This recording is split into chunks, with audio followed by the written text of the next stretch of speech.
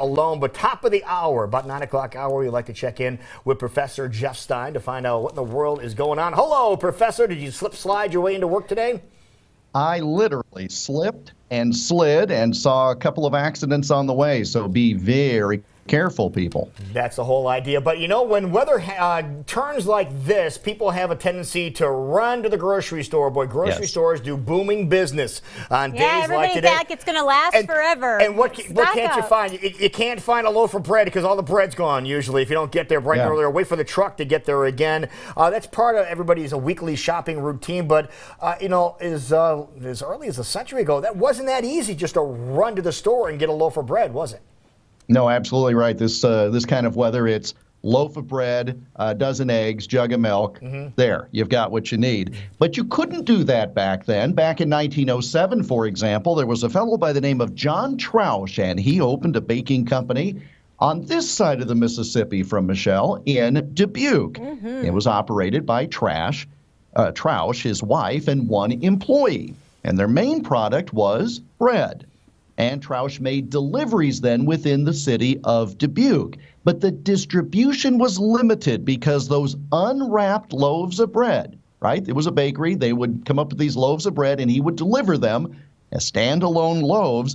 But if you transported them too far away, they would quickly become stale. Well, by 1926, a new company manager named William Clemens Sr. began exploring how you could wrap these loaves of bread to prolong freshness, because wrapped bread could be sold over a wider geographic area, and that meant more profit for the bakery.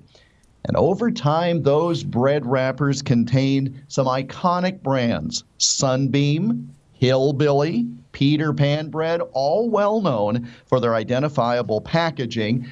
And in addition to Dubuque, Troush Baking added sales and distribution centers in Waterloo, Cedar Rapids, Clinton, Burlington, and Ottumwa, as well as 2 locations in Wisconsin and 2 more in Illinois, a real growing operation. So basically the whole idea of packaged bread, that started right here in Iowa. That's pretty exciting. I didn't know that. But the Troush Baking Company, they weren't just known for bread, right? Absolutely right. They were one of the first full bakeries in the city of Dubuque. They made a complete line of goods, including Troush's donuts. But making donuts was rather time-consuming, and it was hard to keep up with demand, especially with some of us who eat them by the dozen, not by the single donut. So on this date, in 1929, Troush unveiled Iowa's first donut-making machine. And it was one of only a few in existence in the whole country at that period of time. You know, today we may see a mini donut stand at a county fair, and you see how the donuts are formed and dropped in oil as they go through this little conveyor. Well, imagine full-size donuts coming out in rapid succession by the hundreds. And the ability to mass produce them changed, of course, the whole donut industry. And in Iowa, it started with Dubuque's Troush Bakery. On this date in 1929, we celebrate its 90th anniversary this very day. So we could probably call this Donut Day here in the state of Iowa. Those donuts then, were they then they would get packaged up and just like, you know, the other types of, the little individual package-sized donuts and all of that. And they kind of probably they inspired all of that. There you go. Perfect. So it is their fault that I have the physical countenance I do today. I think it's their fault for a lot of the way America looks today. But it's really cool. The donut gets blamed for all kinds of. I love the bread aspect of it, and even love the donut aspect even more right here in the state of Iowa, Professor.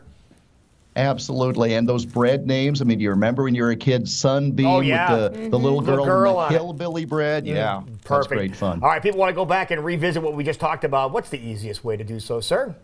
IowaAlmanac.com. It has this story and all the ones we talk about. IowaAlmanac.com. Also on the Twitter machine and Instagram at IowaAlmanac. All right, buddy. You slide home safely a little bit later on this afternoon, and we will talk to you tomorrow morning, buddy.